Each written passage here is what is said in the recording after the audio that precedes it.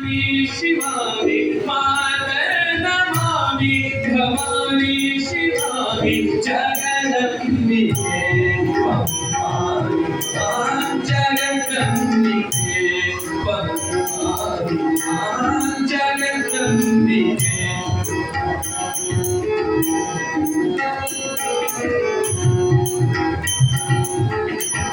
सुखाकांक्षी में हृदयंजानी सुखाकांक्षी में हृदयंजानी क्षमायाचते कुरु मंगलम क्षमायाचते कुरु मंगलम जगदम्बिके भवानी जगदम्बिके भवानी जगदम्बिके जगदम्बिके जगदम्बिके।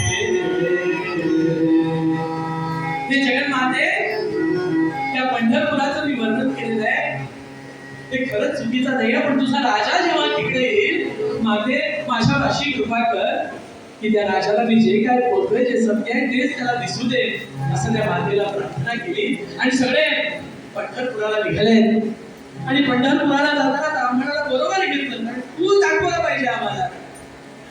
आता राजा निघाला म्हटल्यानंतर सोबत सैन्य पाहिजे तो आजकाल एखादा काय म्हणतात जिल्हा परिषद सदस्य निघाला तरी 10 गाड्या बरोबर निघतात तो तर राजा आणि तोही विजय करण्याचा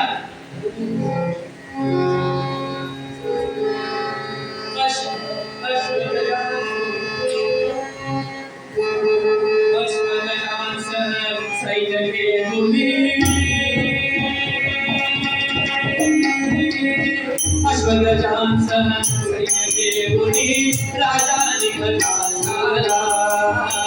अश्वगजांसन सैन्य मुनी राजा निघाला पंढरी जाऊनी जय देऊ पंढरी जाऊनी जय देऊ सत्य घेत विचारा घेत विचारा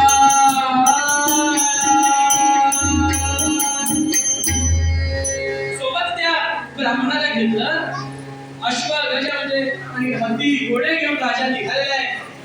राजा चंद्रभागा नदी पाहिली पटकन पाहिलं सोनं नाही नाणं नाही कामोदीर नाही कल्पवृक्ष नाही काहीही नाही काहीच नाही. म्हणजे कसं झालं माहितीये का आजकाल रील्स करतात रील्स एक छोटंसं गवत असतं त्याच्यावर फुलपाखरू बसलेलं असतं असा व्हिडिओ करतात की अरे भारी कुठेतरी गेलाय म्हणून मग पहिला कळतं ते छोटंसं गवत असतं असं पण ती पण कला आहे बरं का. हा तसं दाखवणं सुद्धा एक कला आहे उगाच रिव्ह्यू साईट लाईक्स येत नाही त्याला ती पण कला आहे कौतुक केलं पाहिजे असो. तर झालं असं की एवढं कौतुक केलं आणि तिकडं काहीच नाही घाबरला म्हणतोय पांडुरंगा अरे एवढं तुझं कौतुक केलं माझं कौतुक केलं का ठीक आहे माझं कौतुक केलं तर तू मला शिक्षा दे माझ्याकडे बंगला आहे गाडी आहे म्हटलं आणि खरं काहीच नाही तर ठीक आहे तिथं मी तुझंच कौतुक केलं आता तूच दाखवून दिलं पाहिजे. काय राजा म्हणतोय पुढे रे हा मोठं कौतुक करायचं तुझं पांडुरंग पंढरपूर म्हणे काय इकडं राजा ते कसं आहे माहितीये का इथं आल्यानंतर चंद्रभागेमध्ये आंघोळ केली पाहिजे आंघोळ केली तर तुम्हाला दर्शन मिळणार. त्या विद्वानाने युक्ती काय देवता बघूया आता काहीतरी केलं पाहिजे. त्या राजाने पहिली डुबकी मारली काहीच करत नाही म्हटलं सकाळी आंघोळ करून निघालाय मी उद्या मला आंघोळ घालू नकोस इकडं नाही म्हणले हो निदान 3 तरी डुबक्या मारा एका डुबक्यात कसं काय तुम्हाला मिळणार. दुसरी डुबकी मारली म्हणते पांडुरंग पांडुरंग पांडुरंग विठ्ठला हे माता असाई देवी तू तरी कृपा कर माझ्यावर. दुसरी डुबकी मारली काहीच नाही पण तिसरी डुबकी मारून जेव्हा हा वर निघाला चंद्रभागेच्या स्नानावरती पंढरपुरासी चंद्रभागेच्या स्नानावरती पंढरपुरासी सुवर्णकांती नीलकांती करती चंद्रभागेमध्ये स्नान केला आणि उठला तर चालू दे. चंद्रभागेमध्ये स्नान केला, हा उठून उभा राहिलेला आहे आणि बघतो काय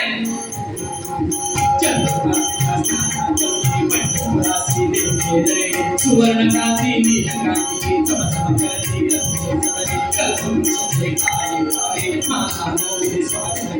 कामधेनुच्या किल्लाने काय झालं? सुवर्ण क्रांती नीलक्रांती सगळीकडे ज्या किती इमारती होत्या सगळ्या सोन्या वैडून चमकू लागल्या. हो चमकू लागल्या. राजा पाहतच बसला.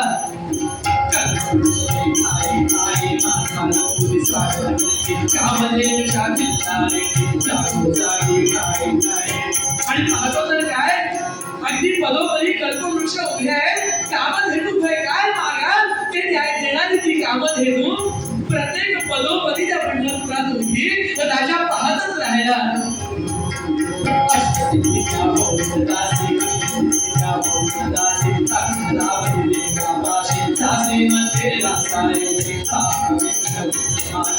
अष्टसिद्धीच्या दासी होऊन त्या पंढरपुराच्या पांडुरंगाच्या सेवेला निघणारे आणि ही दासाई देवता म्हणजे त्यांची कुलदेवता सुद्धा त्या पांडुरंगाच्या त्या केशवाची सेवा करत उभी आहे.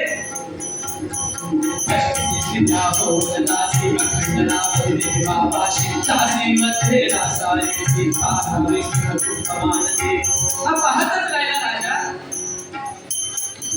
एकदा त्यानंतर झालेलं आहे की माझी कुलदेवता ज्या कुलदेवतेचं मी स्मरण करतो ती या पंढरपुरात सुद्धा येऊन सेवा करत आहे. तेव्हा या पंढरपुराची सेवा या पांडुरंगाची सेवा पण माझ्या हातून झाली पाहिजे असं म्हणून त्या देवासमोर विनवणी करतोय.